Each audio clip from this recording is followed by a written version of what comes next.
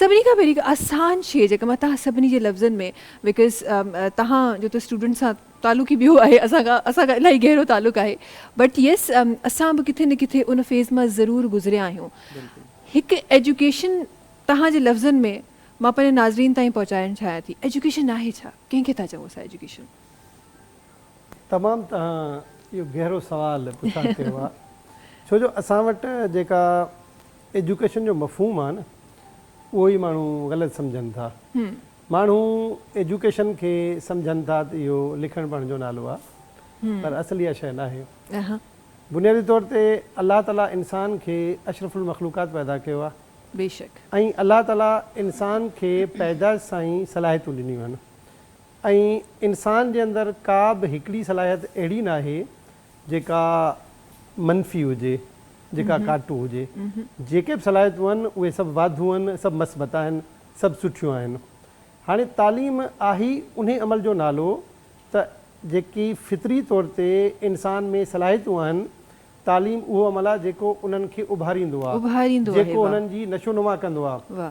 हाणे जेकॾहिं तव्हां चओ इंसान जे अंदरि छा आहे, इंसान जे अंदरि फ़िक्र आहे, इंसान जे अंदरि सवाल करण जी सलाहियत आहे, इंसान खे अलाह ताला जेके 5 हवास ॾिना आहिनि उहे इंसान जूं बुनियादी सलाहियतूं आहिनि, ऐं तालीम उहो ई अमल आहे। हाणे इंसानु ॾिसे छा ॾिसे, जेको सुठो आहे, जेको वणंदड़ आहे, ऐं ॿुधे उहो ॿुधे जेको हुनखे वधीक क़ाबिल बणाए, ऐं हू चखे उहा चखे जेका हुनखे वधीक उनजी क़ाबिलियत खे नशो। यानी तालीम मुंहिंजी पंहिंजी ज़ाती राय तव्हां तमामु माना दिलि वटां सवालु मूंखां पुछा कयो, छाकाणि मां तालीम खे अहिड़ो अमल करार ॾींदो आहियां जेको इंसान खे उन जी पंहिंजी महराज ते वठी वेंदो आहे।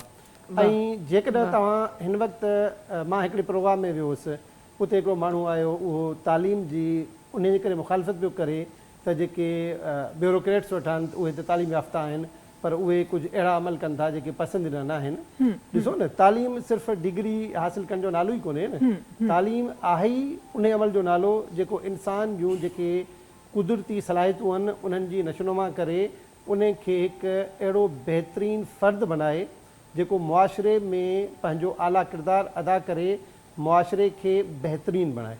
बिल्कुलु बिल्कुलु बिल्कुलु ईअं ॾाढी ख़ूबसूरती सां तव्हां तालीम जी हिकु अलॻि डेफिनेशन आहे जेका असांजे नाज़रीन ताईं पहुचाई आहे। वाक़ई में अॼुकल्ह जे दौर में असांजे लाइ तालीम सिर्फ़ु लिखणु पढ़णु ताईं जो ई नालो आहे, या रिटिफिकेशन जंहिंखे असां आसान लफ़्ज़नि में चवंदा आहियूं, असां तालीम उनखे करार ॾेई छॾियो आहे। बट तालीम त अमल ई ॿियो आहे, तालीम त शइ ॿी आहे जंहिंखे अॼु ताईं असां शायदि असां में काफ़ी घटि माण्हू आहिनि जिन सम्झो आहे, जे वाक़ई सम्झनि था त तालीम नालो छा जो आहे।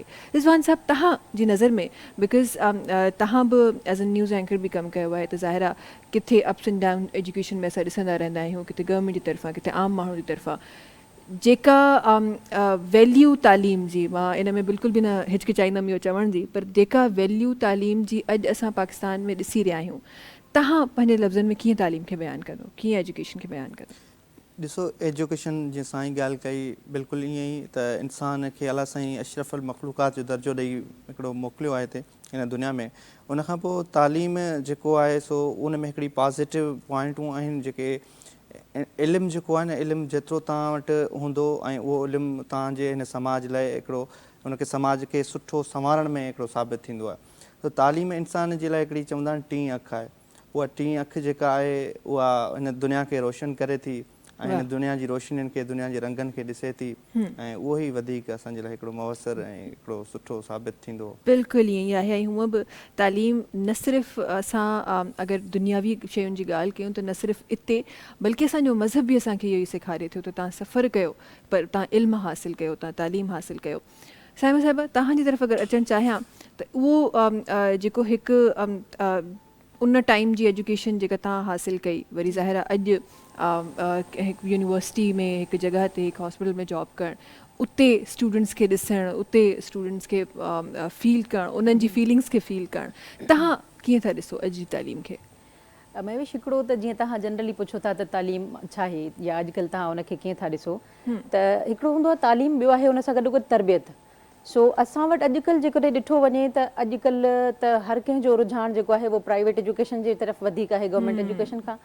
ऐं हर जेको आहे ॾिठो वञे त प्राइवेट एजुकेशन एतिरी एक्सपेंसिव थी चुकी आहे, हिकिड़े ॿार खे तव्हां जेकॾहिं पढ़ायो था त ॿियनि खे तव्हां अफोर्ड कोन था करे कोन सघो। था करे सघो वेरी तो अॼुकल्ह असांजी तालीम वञी जेका बची आहे या उहा ईअं चइजे त उहा बि हिकिड़ो पूरो ट्रेड आहे जेको मार्केटिंग वांगुरु, त अॼु ही स्कूल बहितर आहे, सुभाणे हू स्कूल जेको आहे नओं खुली वियो त उहो बहितर आहे, या हू स्कूल कराची में आहे त उहो वधीक बहितर आहे, ही हैदराबाद में आहे त इन जी एजुकेशन घटि हूंदी। हर माण्हू कोशिशि थो करे त वधि खां वधि उनखे कंहिं वॾे नाले वारे स्कूल में पढ़ाइजे। पर वाक़ई इहा तव्हांजी ॻाल्हि सही आहे त एजुकेशन जेका आहे सो उहा सिर्फ़ु स्कूल मां असांखे गेन कोन थी थिए या यूनिवर्सिटियुनि मां कोन थी थिए। एजुकेशन असां बेसिकली घर खां सिखणु शुरू था कयूं, उहा पंहिंजी माउ खां सिखणु शुरू था कयूं। तॾहिं असां जॾहिं बि ॻाल्हि कंदा आहियूं त असां औरतुनि जी तालीम जे बारे में ॻाल्हाईंदा आहियूं। ऐं पाकिस्तान में तव्हां ॾिसो था, ख़ासि करे सिंध में जेकॾहिं ॾिसूं त असांजी औरतुनि जी केतिरी तालीम आहे।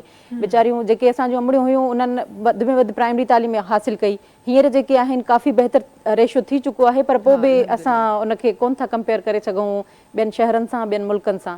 सो ईअं ई आहे त एजुकेशन सां गॾोगॾु जेको आहे सो स्कूली या जेका असांजी टेक्निकल एजुकेशन आहे उन सां गॾोगॾु असांजी तरबियत बि हुजणु घुरिजे, बिल्कुलु या स्किल्स बि असां में एतिरियूं हुजणु घुरिजनि। बिल्कुलु बिल्कुलु ईअं ई आहे। या तव्हां ॾाढी सुठी तव्हां पॉइंट रेस कयो आहे त स्किलफुल जेका एजुकेशन आहे न उहा बि ॾियणु ॾाढो ज़रूरी आहे। बिकॉज़ अॼोको जेको दौरु आहे न, हीअ त असां उन एजुकेशन जो हिकु डेफिनेशन जी तरफ़ वियासीं, या उनजो जेको चवंदा आहिनि न एरोमा जेको हूंदो आहे असां उन ई तरफ़ पिया वञूं। पर स्किलफुल जेका एजुकेशन आहे न उहा बि हासिलु करणु ॾाढी ज़रूरी आहे, जेका जंहिं तरफ़ असां वेंदा ई न आहियूं। दुनिया स्किल ते हली वई आहे, पर अॼु बि असां उन्हनि ई किताबनि ते अटकियल आहियूं। असीं डिग्री खे वैल्यू था ॾियूं, असीं स्किल्स खे वैल्यू कोन था ॾियूं।